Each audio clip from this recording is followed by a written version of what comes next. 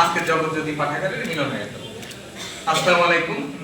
আজকে অত্যন্ত আনন্দের দিন। এই আনন্দের মধ্যেও কিছু মানে বেরসিকের মতো বিদ্যুৎ বিভাগ আমাদের বাগড়া দিয়েছে। তারপরেও এই বেরসের মধ্যেও রস খুঁজে পাওয়াই হচ্ছে প্রকৃত রসিকের মানে পরিচয়। আমরা আশা করব এখানে যারা আছি, আমরা যেহেতু সাহিত্য ভালোবাসি, শিল্প ভালোবাসি, আমরা এই রসটা আস্বাদন করেছি। যেহেতু মোবাইলের অত্যাচার ছিল না, কারেন্ট যেহেতু ছিল না, কেউ হয়তো আমরা পার্সোনালি একে অন্যের সাথে বেশি কথা বলতে পারছি, ইন্টারাকশনটা বেশি মিনিংফুল হয়েছে।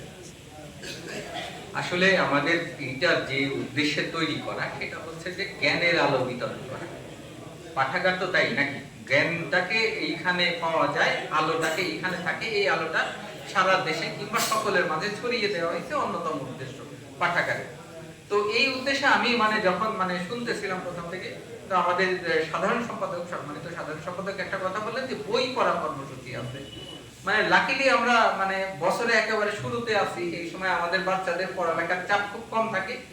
আমরা দেখি এখন যেহেতু বই পড়া নিয়ে খুব বড় একটা আশঙ্কা দেখা দিচ্ছে যে আমরা বই পড়ি না, এবং বই যারা পড়ে তা সেই সকল দেশের মধ্যে আমাদের অবস্থান একেবারে তলানিতে।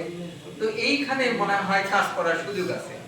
যদি দেখেন যে আমাদের কালজয়ী যে শিল্প সাহিত্য আছে, সেই সমস্ত কয়েকটা বই যদি আমরা সিলেক্ট করে যদি বলি যে এই বইগুলো আমরা 21শে ফেব্রুয়ারি আমাদের আন্তর্জাতিক মাতৃভাষা দিবস, সেই ভাষা দিবসের প্রাক্কালে আমরা মূল্যায়ন পরীক্ষা নিব, এবং যারা এই পরীক্ষায় প্রথম, দ্বিতীয় বা তৃতীয় কিংবা পঞ্চম হবেন, তাদের আমরা খুব ভালো মানের পুরস্কারে পুরস্কৃত করব। এই ধরনের উদ্যোগ যদি নেওয়া যায়, তাহলে পরে আপনারা যে বিভিন্ন সময় বিভিন্ন ভাবে বলছেন যে সংস্কৃতির আলো, বইয়ের আলো ছড়িয়ে দেওয়ার যে বিষয়টা এবং নতুন প্রজন্মকে বই পড়ায় যে উৎসাহিত করতে হবে, সেটা আমার বিশ্বাস অনেকাংশে পূরণ হতে পারে।